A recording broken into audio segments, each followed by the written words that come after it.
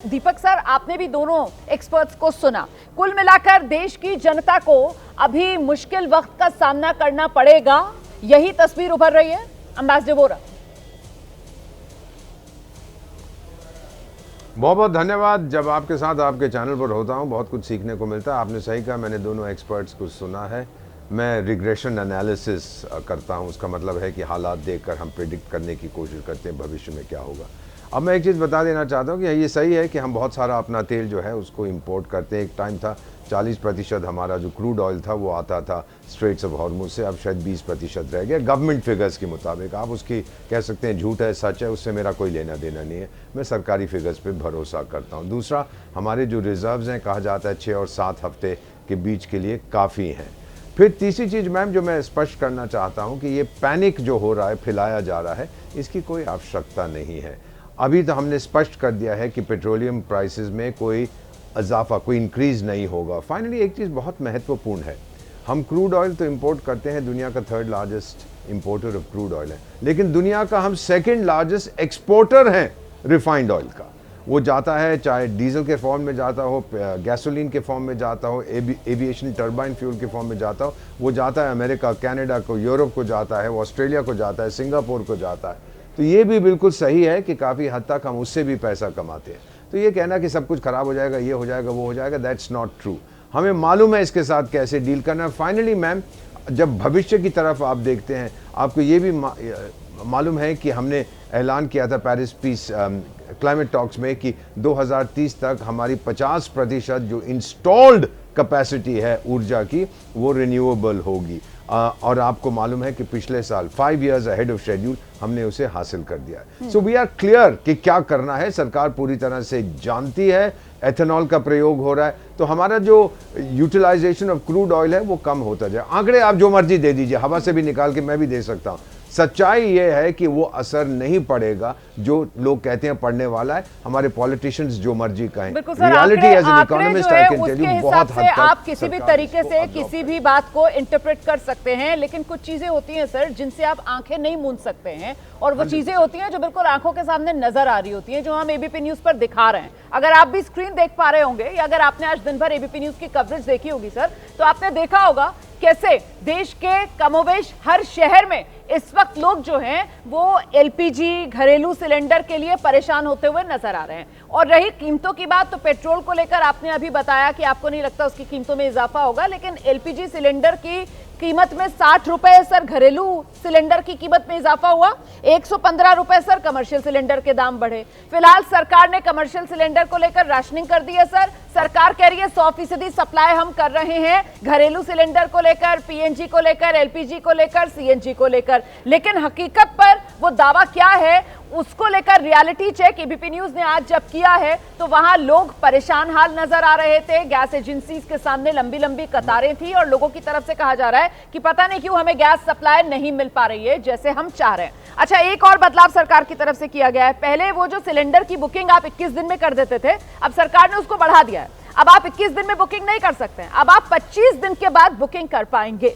और पहले वो जो बुकिंग के बाद आपको गैस सिलेंडर जल्दी मिल जाता था, लोग अब शिकायत कर रहे हैं कि वो बुकिंग के कई कई दिन के बाद भी उनको गैस सिलेंडर नहीं मिल रहा है। अब मैं सीधे आपको लेकर चलूंगी अपने राजनीतिक मेहमानों के पास, और पहला सवाल सैयद जफर इस्लाम साहब हमारे साथ मौजूद हैं। आप देख रहे हैं बीजेपी के प्रवक्ता हैं। जफर भाई, आपसे ही मेरा पहला सवाल है, और वो ये कि ये सारा कुछ जो हो रहा है, ये सब और सब जो वैश्विक परिस्थितियां बनी हुई हैं उसकी वजह से, या फिर इसमें सरकार के स्तर पर भी कहीं प्लानिंग को लेकर चूक हो गई है कि जनता यूं जूझती हुई नजर आ रही है?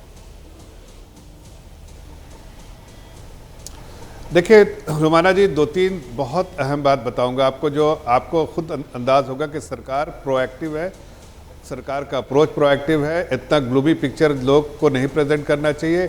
आप 2012 में देखिए क्या स्थिति थी, और आज देखिए स्ट्रेटेजिक रिजर्व्स है हमारे पास अपना 7 से 8 हफ्ते का अवेलेबल है,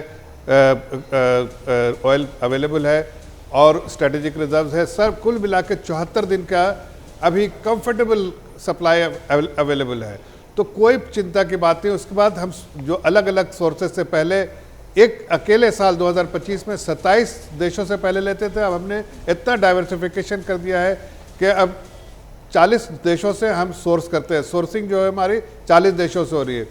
पहले जो है हम डिपेंडेंट थे सिर्फ एक कंट्री पे या एक मिडिल ईस्ट पे या वेस्ट एशिया में, अब हम वैसे डिपेंडेंसी कहीं नहीं है। यस, स्ट्रेट ऑफ हॉर्मुज में हमको तकलीफ आई है कि ज़रूर है, लेकिन हमने इतने सब चुके स्ट्रैटेजिक रिजर्व था और हमारे पास ये है, हमने बहुत सारे सप्लाई चेन को एक्टिवेट किया है और सरकार प्रोएक्टिवली मैनेज कर रही है और मुझे कोई दिक्कत कहीं नहीं नजर आ रही। जहां एलपीजी की बात है, एलपीजी में जी एलपीजी को लेकर मेरे को आवाज मेरी आ रही, मेरा एक सवाल का जवाब दे दीजिए। फिर कहीं ऐसा तो नहीं है कि सरकार इतनी प्रोएक्टिव है और सरकार की तरफ से जिस तरीके से ये कटौती की बात की गई है गैस को लेकर, मैन्युफैक्चरिंग इंडस्ट्री में 80% दी जाएगी, फर्टिलाइजर कंपनी में 70% कटौती की बात, ऑयल रिफाइनरी में 65% की बात की जा रही है, तो कहीं ऐसा तो नहीं है कि सरकार ये जो कदम उठा रही है और वो जो घरेलू सिलेंडर की कीमत में 60 रुपए का इजाफा कर दिया गया, कमर्शियल सिलेंडर की कीमत में 115 रुपए का इजाफा कर दिया गया और सब कुछ अभी अभी किया गया है जब ये खाड़ी में युद्ध चल रहा है, तो इस वजह से कहीं सरकार के ज्यादा प्रोएक्टिव होने की वजह से तो लोगों में ये पैनिक नहीं फैल रहा है? नहीं, ऐसा है कि सरकार ने मेजर्स लेना चाहिए। ऐसे समय पे कुछ डिटरेंट होना चाहिए और कुछ स्ट्रेटेजिक अप्रोच होना चाहिए। हमारी स्ट्रेटेजिक ऑटोनॉमी है, इसलिए बहुत सारे चीज़ कर पाते हैं। कांग्रेस पार्टी तो दबाव में कुछ करती रही थी। 2012 में एक बार कह दिया ईरान से तेल नहीं लेना है और वहाँ से सोर्स नहीं करना, 26% जो है ईरान का तेल का सोर्सिंग खत्म हो गया और वहाँ जो है पूरे हाहाकार मच गया देश में 2012 में। मैं एक बात कहना चाहता हूँ, देखिए सरकार को तो प्रोएक्टिव होना ही चाहिए ना। यो हमें किसको इंश्योर करना है कि डोमेस्टिक कंजम्पशन जो है 100% हो, सप्लाई हो, वो हमने इंश्योर किया है। हमने बहुत सारे ऐसे मेजर दिए ताकि इस तरह की अफरा तफरी ना मचे, लोगों को क्लैरिटी हो कि भाई ये ऐसे मिलेगा, ऐसे मिलेगा, ऐसे मिलेगा। और थोड़ा बहुत चूंकि जो अनरेस्ट है, कॉन्फ्लिक्ट है, जो वेस्ट एशिया में उसमें सप्लाई हो रहा है घरेलू सिलेंडर, कोई नहीं फर्क आ रहा है। ये तो हम तो रियलिटी चेक दिखा रहे हैं, ये तो तस्वीरें चल रही हैं, जब आप बोल रहे हैं तब भी वो लगातार तस्वीरें चल रही हैं और एबीपी न्यूज़ ने तो आज लगातार ये मुहिमें दिखाई है। क्या भोपाल, क्या लखनऊ, क्या जयपुर, और ऐसा भी नहीं है कि जो विपक्ष के शासित राज्य हैं कि हमने सिर्फ और सिर्फ बेंगलोर से रिपोर्ट दिखा दी। हमने तो उन राज्यों से रिपोर्टें दिखाई हैं जहां सब डबल इंजन की सरकारें चल रही हैं ताकि कोई हम पर उंगली ना उठा पाए। ठीक है, पूरी तैयारी के साथ ग्राउंड पर उतरकर रिपोर्टर्स तस्वीर लेकर आए हैं और सवाल ये है कि अगर आपसे ही सवाल है, पहले सवाल समझ गया आपकी बातें, अगर कोई दिक्कत नहीं है तो फिर ये मारामारी क्यों हो रही है? ये जवाब समझ गया आपके सवाल है। अब जवाब तो इतना लंबा सवाल जवाब कम होता है।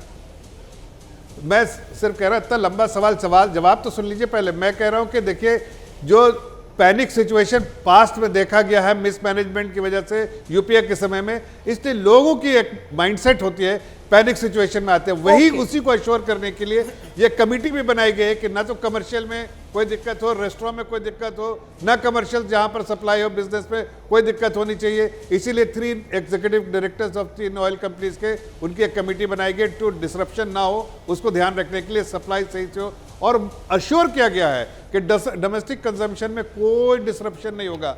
इसलिए मैं आपके चैनल के माध्यम से अश्योर कराना चाहता हूं देश की जनता को कि कोई चिंता की बात नहीं, सप्लाई होगा। हाँ, ये बुकिंग का जो है 21 से 25 थोड़े बहुत ऐसे मेजर्स लेने पड़ते हैं, इसलिए कि अभी इकोनॉमिस्ट जो थे हमारे, उन्होंने कहा कि we are living in uncertainties. तो अनसर्टेनिटी दुनिया में हमने क्रिएट नहीं किया है, दुनिया के 2-3 और खाड़ी के कई मुल्कों ने ये अनसर्टेनिटी क्रिएट किया है। लेकिन एक अच्छे सरकार की ये खासियत होती है कि वो अलग ऑप्शन क्रिएट करता है, ताकि इसलिए हमने जो बहुत सारे सोर्सेस से जो है हमने सोर्सिंग किया है और इसलिए किसी को कोई दिक्कत नहीं होगी, ये अश्योर कराना चाहता हूं आपके चैनल के माध्यम से। हम भी यही चाहते हैं कि सरकार ये अश्योर कराए, लेकिन सरकार जो अश्योर करा रही है वो होता हुआ भी नजर आए, क्योंकि अभी क्या हकीकत है मैं बता देती हूँ। मैं तो लगातार वो आंकड़े भी दिखा रही हूँ दर्शकों को। मुंबई में लगभग 20% होटल रेस्टोरेंट बंद। एक सेकंड सुन लीजिए, मुंबई में लगभग 20% होटल रेस्टोरेंट बंद, बेंगलुरु में कमर्शियल गैस की किल्लत की वजह से होटल रेस्टोरेंट बंद, जयपुर में होटल रेस्टोरेंट मैरिज गार्डन सब प्रभावित हो रहे हैं, लोग शिकायत कर रहे हैं। दिल्ली के अंदर कई कमर्शियल सिलेंडर गोदाम पूरे खाली नजर आ रहे हैं, चंडीगढ़ में सिलेंडर गोदाम के बाहर लंबी लाइनें लगी हुई हैं, भोपाल में कमर्शियल गैस सिलेंडर पर रोक लगा दी गई है।